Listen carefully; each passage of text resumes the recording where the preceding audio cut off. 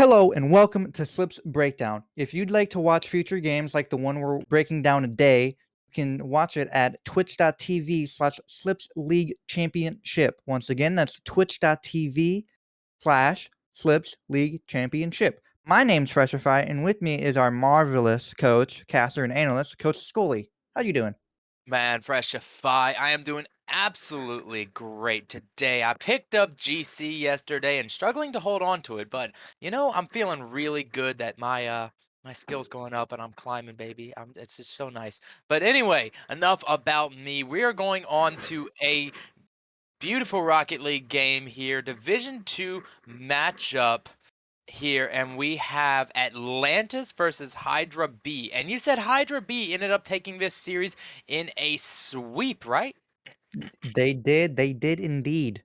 I mean, this is the only game that I didn't feel like they obliterated them, if I'm being Nice. completely honest, which Okay. makes it the best game to review. So here we are. Yes, here we are. We definitely have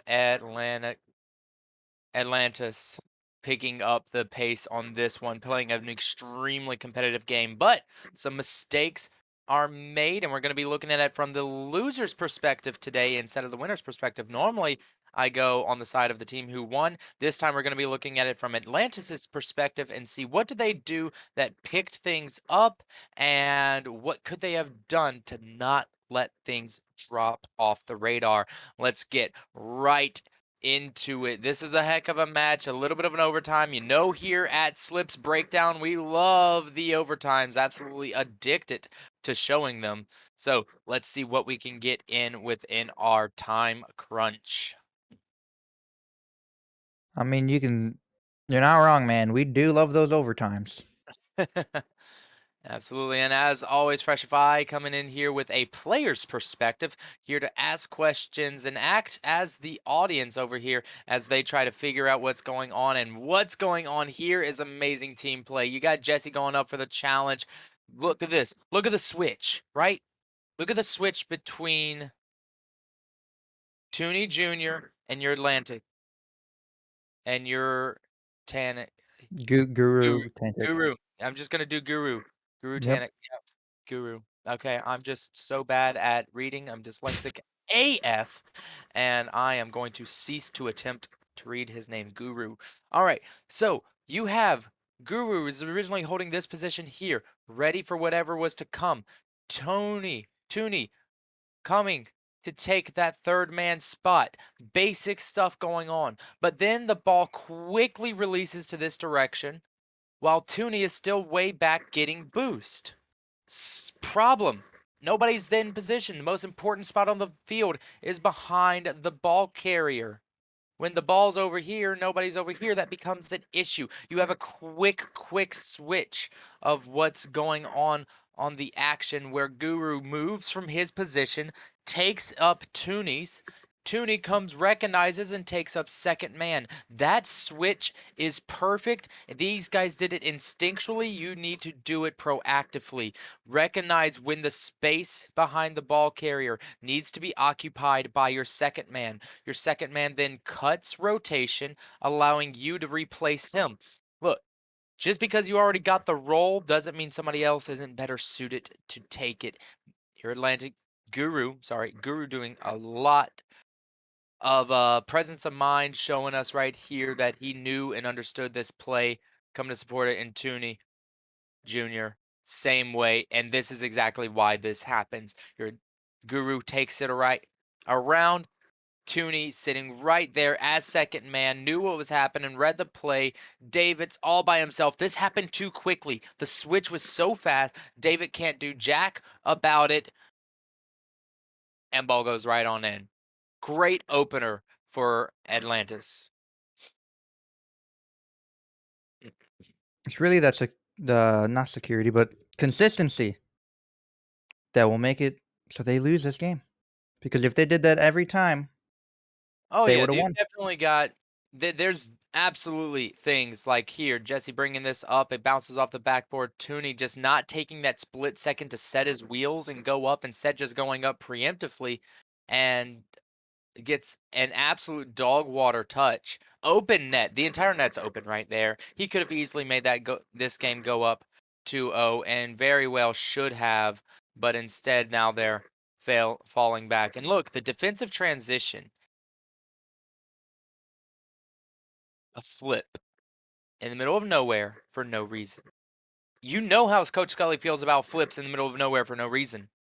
Coach Scully don't like them, and there's a reason. First, Jesse does it, and look, the exact same spot Jesse does it is right about where Tooney's going to do it too, because it's a habit based in Rocket League, not based in individual idiosyncrasies. Everybody does this.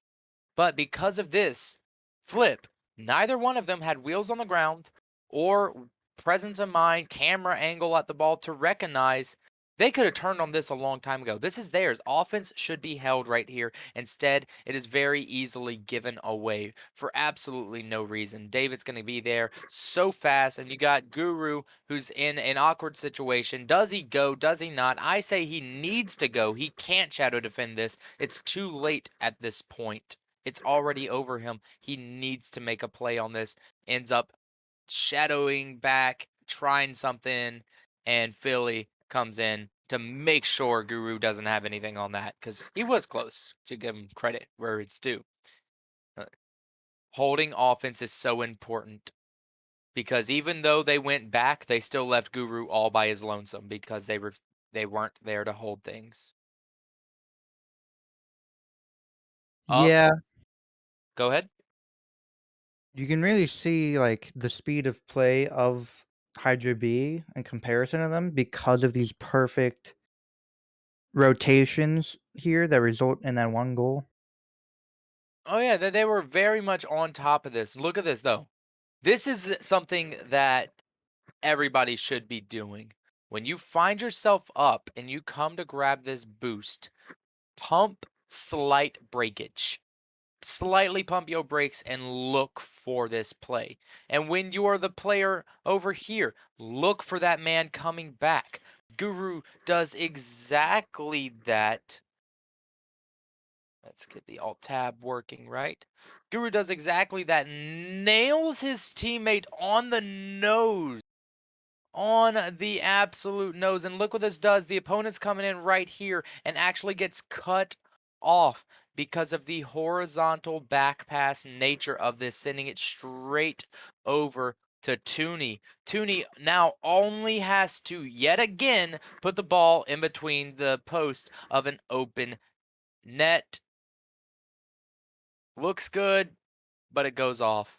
Look, I get that that ball was coming out there with some heat, but this play was too perfect. Just like the last one, Tooney McGuy. Hit some training packs, get your consistency up. That's all you need. If those balls go into the net, your team starts dominating, and the mistakes that we're going to see later don't come back to bite you. Put balls into the net. It gives your team less chances to screw up. You really just need to practice that aim training workshop. It's so Oh, helpful. yeah. It's extremely helpful. I like Tooney's little patience right there, but then he starts off with patience, right? He stops, lets Jesse go, and then gets way too antsy, takes it right off Jesse. Then everybody turns away, and then everybody turns away again. You can just see the hesitation flowing through the Atlantis squad right now, as nobody's really wanting to go for balls that they have every right to actually hit. They're just nervous to go for it, don't want to give up that deep ball. Everybody's so scared of the deep ball that they will not take the chance at the quick cuts. But you know what? It's very hard for the opponents to hit the ball really far if your car is right in front of them. That is true. That is true. I feel like most of the people at this rank are used to just banging the ball. So when they're on defense, they think that way. Yeah. It becomes very easy to read where that ball is about to go. Now, this is a great offensive presence that they're holding right here. A lot of tight rotations, cutting in very much. And as soon as they stop cutting in on each other and maintaining this possession, it's exactly when we see them actually lose out on that possession. And it comes back onto their defensive side. As soon as they stop closely supporting each other and playing a little bit more of that passivity, they lose the entire possession together. Look at this. Tooney all the way back. Could have easily grabbed pads and challenged J-Nick right there at the point of attack. Jesse would have cut in. Guru would have been able to help out. Offense would have been held. Instead, we are on defense. And as we're going to see a little bit later, the defensive transitions for this team is not really conducive to these guys continuing to transition back here. They need to stay on offense. Every team needs to stay on offense. But these guys, their defensive transitions, they're not where they need to be. We'll talk about that as it shows up. Well, Scully, don't you know offense is the best defense? It is, especially in Rocket League. You know, that's a common trope used across a lot of sports. But in Rocket League, it is an extremely true one. You hold offense for a long period of time, and you are automatically going to feel the effects of defending your net because you're defending that middle line. You're on offense, you're still playing defense. Right here, baby, that is your net. Don't let the ball go back there. That's your first line of defense. Maintain it, and you will have a lot of success. But look, right here, their transitions are coming into play. Right? It comes on a defense. Tooney getting a much too powerful touch, bringing this to his back side. He wants to get this to roll up. If he's going to do anything productive with it, he needs this ball to stay grounded and roll up his side. A slight jump and front flip into the ground would have done that just fine. Instead, he taps the ball, and I'm not sure whether by accident or on purpose, but it does go very high. Guru following right on his tail, only deciding to back off when it is far, far, far too late. Jesse coming around, grabbing the big boost, getting into the net, dipping in slightly, which I like, and then waiting. But J-Nick gets that slight touch, putting it too far for Jesse to get to. And Philly is right there. And look at this positioning right here. All three players in these same blocks. That shows me that they rotated on defense, sure, but they didn't rotate onto defense. They didn't transition to defense with a purpose individually, right? Tooney just went through and kind of hit the ball. Guru just kind of followed him. Jesse just went to grab boost and ended up in the net. Nobody knew what their job was specifically. When Jesse grabs that boost, he needs to know that he has to ego challenge that ball immediately. Tooney needs to know that if he's going to go for that ball, he needs to maintain possession and drag it out with his team in support.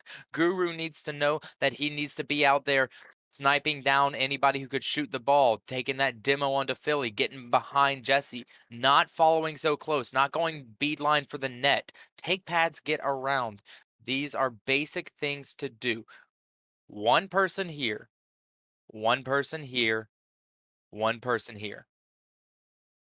Yeah, and just for the visual sake, that X's out the entire side of the field, right? You've got control, you've got the net, and you've got the passing opportunities, and probably the shooter here. And let's just throw that line in there for fun. That X's out the entire side of the field. Solid defensive transitions are important to establish a solid defense. And this team of Atlantis is struggling on their defensive transitions. It's going to happen a lot where they've rotate back without necessarily knowing their job, their role, what they're supposed to do once they get there. Their positioning is fine, but it's what do you do with that positioning? It feels like they're rotating off of instinct and without purpose. So they look like they're doing the right things, but don't really have a plan of actions once they're there. But as always, their offense with this high powered passing style that they get, these passes, I've talked about it before, are almost perfect. I've talked about horizontal passes, right? So a pass from this wall should follow approximately this line. Watch how closely this pass follows that. Or anywhere behind this line. So this line or over here. Now, why wouldn't you want it in front of that line? Because I've explained this on previous episodes, but it's very much worth noting again. Because when you take a ball from your midfield inside the mid corner, the center third of the field, and you send it forward, all right? This now, say, ignore all the cars on the field right now. Say you have car number 1 and you have car number 2 somewhere around here. And the defense is over on this side of the field.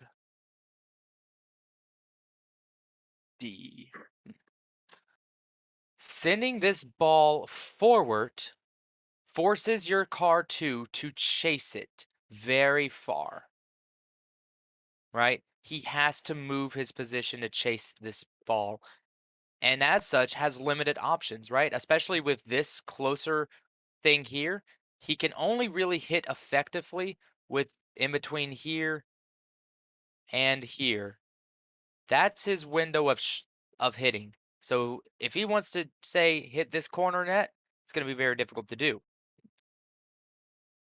Now you've also put a situation where both 1 and 2 are upfield in front of what could possibly be the play. So as soon, let me clear off that screen.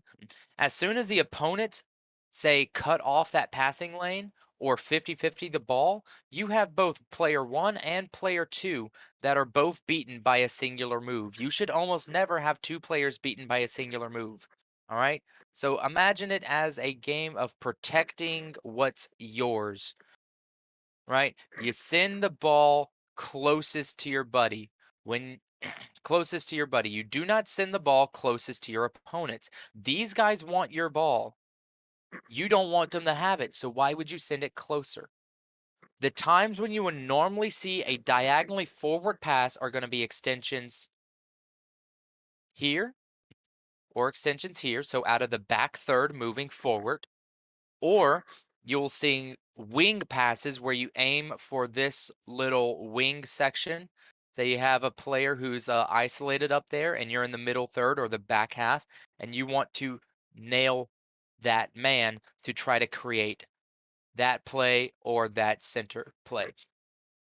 But a straightforward inside pass, infield pass, that is not meant to extend to a pre-positioned teammate, right? Extend to a pre-positioned teammate.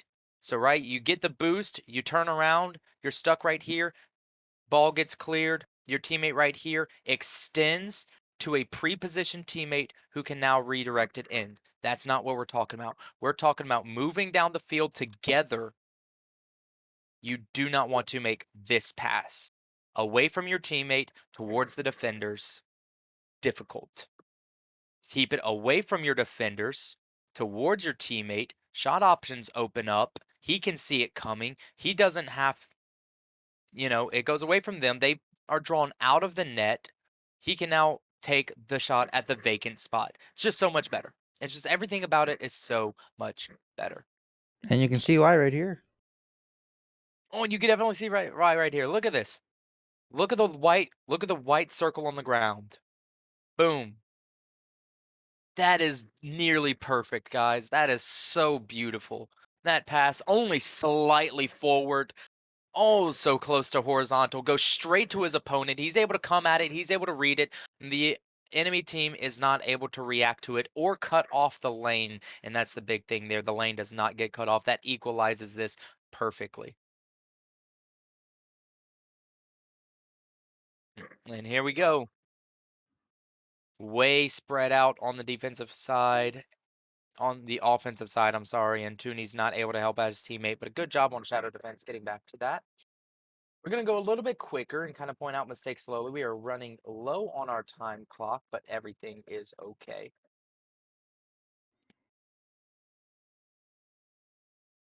Beautiful play by David there. Oh, very much so. To come off of that and somehow read it like he just did. Ooh.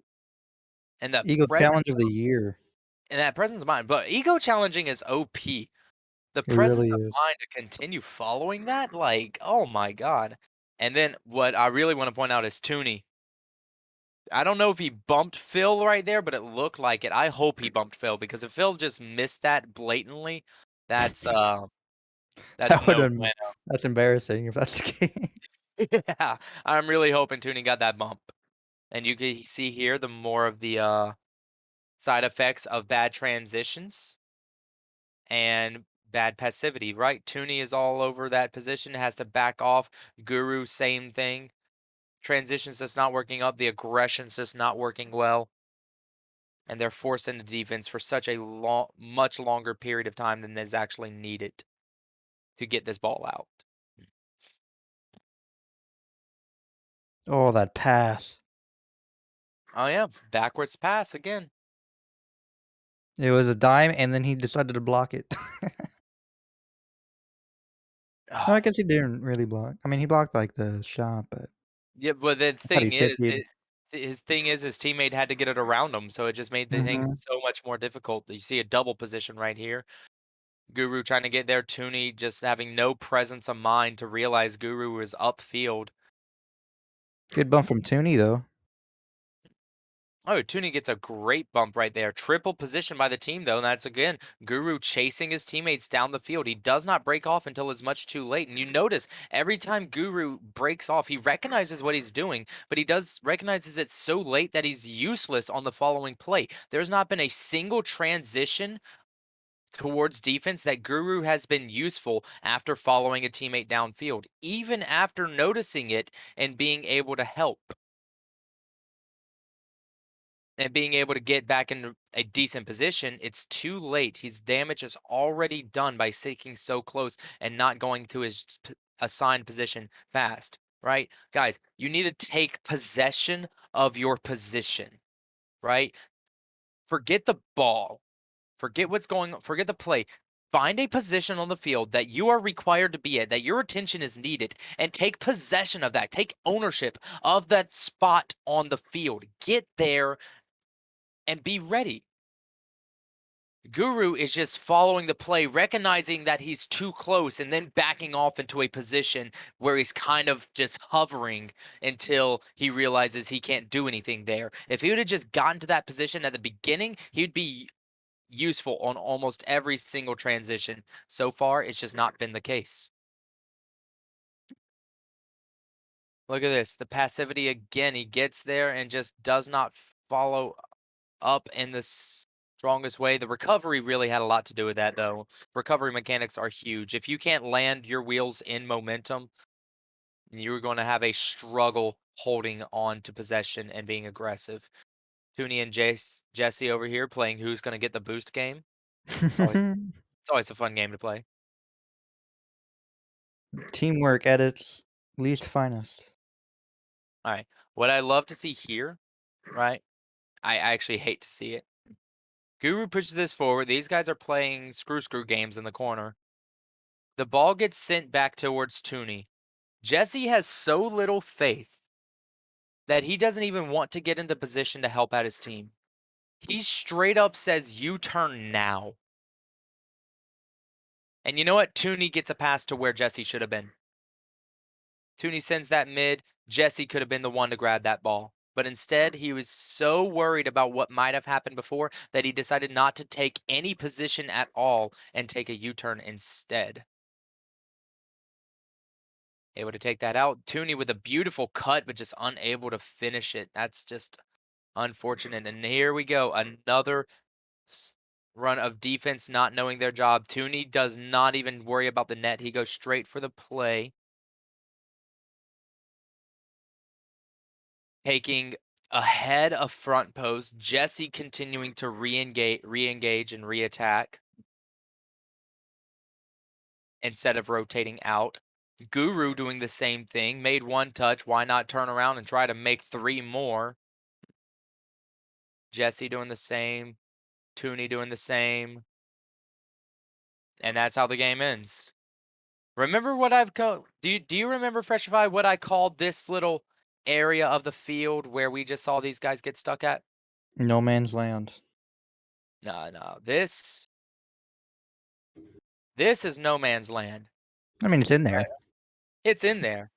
But in No Man's Land lies this beautiful area I call the confusion box. When you are absolutely confused on defense and have no idea what the heck's going on, you're probably in this box, and that's exactly where they are, making circle after circle, pushing past front post to get in there, ignoring the net completely. And what happens when you ignore the net in favor of the dreaded confusion box? Well, the ball is just going to go right in, and that's exactly word for word what happens. They continue to make circles, and the net just gets scored on. They decide to rotate out of it way too late, way too slow. So all in all, things that could have helped these guys dramatically in their journey to win this game. They played beautiful Rocket League. There's no big issues with their play style or what they use to score. It's just accuracy needs to go in the net, not onto the sides. That's huge. Accuracy would have won them this game, and their transitions. Find a job. Remember, one to the net, one to the ball, and normally try to cut it off here and not just chase it unless you've got a plan, unless you've got a good plan, and one person rotating towards the back post, cutting off any passes that the enemies might make, and possibly demoing Phil right here in the middle if you can. You know, search for those demos, search for those openings, take away the shooter. Can't pass That if they're dead. they can't receive passes if they're dead. Remember, yeah, exactly. A lot of people have double commits, right? Where one person's in the front post and another person is coming in and they jet out with them and double commit right there, right? That's just because this person right here doesn't know his job is to cut off the passing lanes and control this center section of the field. Take away shooters, take away the lane, rotate to the back post if all of that is already covered. That's the job of the person rotating towards the mid, not to double commit onto this ball with the front post man, not to follow in on ball side rotations, and very seldomly is your job to grab that boost unless you just have the utmost of time. Your job is to take control of that middle section of the field. And maybe, just maybe, as you're rotating back, you'll find an opportunity to kick it out to the wall and receive a beautiful, nice pass. So take those rotations with some authority and some presence of mind, because you might just find yourself in beautiful positions, beautiful opportunities to take the game and make it your own. But this double positioning, double rotations, it's stop it. Just stop it. This team will save Atlantis will save almost all of these goals if they would just transition from offense to defense properly. That just doesn't happen. It's like Michael Jordan said, "Stop it. Get some help." Absolutely. Well, this has been another week of Breakdown Freshify. Bring us out. It has been a very good episode, though. Very good replay to break down. And, with that being said, if you like this content, you can watch more Slips-related content. You can watch our games played live, which is every Saturday. Once again, that is at twitch.tv/Slips League Championship. If you mistyped that, you just rewind it. I've said it 14,000 times. And that's once again every Saturday. And if you want to see even more of the Slipper related things, we do breakdown every Sunday, obviously, as you see right here, and unscripted every Wednesday. And with that being said, I do hope you guys enjoyed this video.